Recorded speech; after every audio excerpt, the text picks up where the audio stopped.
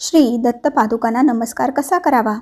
तर मंडळी, पादुका हे शिव आणि शक्ती यांचे प्रतीक असतात. नमस्कार करताना त्रास होऊ नये म्हणून पादुकांच्या खुंट्यांवर डोके न ठेवता पादुकांच्या पुढच्या भागावर डोके ठेवून नमस्कार करावा.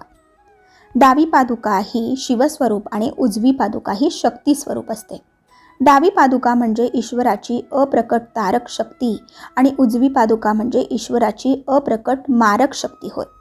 पादुकांच्या अंगठ्यातून म्हणजेच पादुकांच्या खुंट्या आवश्यकतेप्रमाणे ईश्वराची तारक आणि मारक शक्ती बाहेर पडत असते.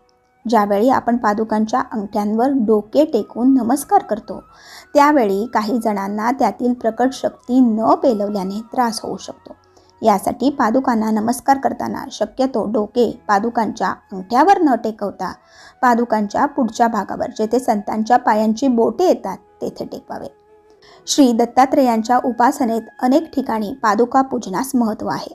श्री दत्तात्रेय हे गुरु स्वरूपात सर्वत्र आढळत असल्यामुळे त्यांच्या चरणपूजेचा महिमा वाढलेला आहे. दत्त संप्रदायात गुरुपेक्षा गुरुचरणांनाच महत्त्वाचे स्थान आहे.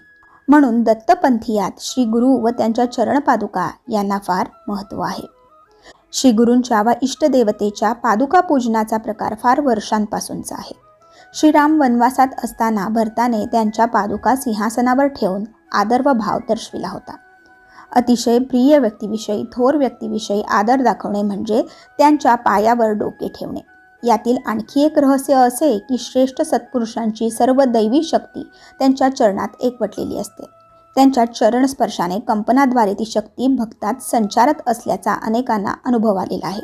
म्हणूनच अनेक दत्तस्थानात दत्तमूर्तीपेक्षा पादुकांना महत्त्वाचे स्थान मिळाले आहे.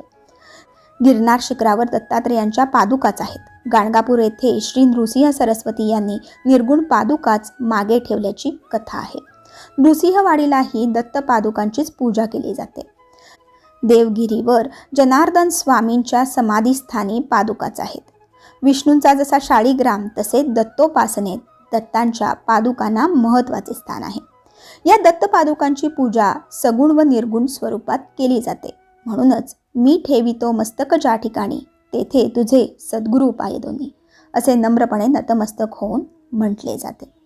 तर मंडळी, आशा करते हा व्हिडिओ तुम्हाला माहितीपूर्वक नक्कीच वाटला असेल. त्यामुळेच व्हिडिओला लाईक करून जास्तीत जास्त लोकांपर्यंत शेअर करून चॅनलला सबस्क्राईब करायला विसरू नका. धन्यवाद.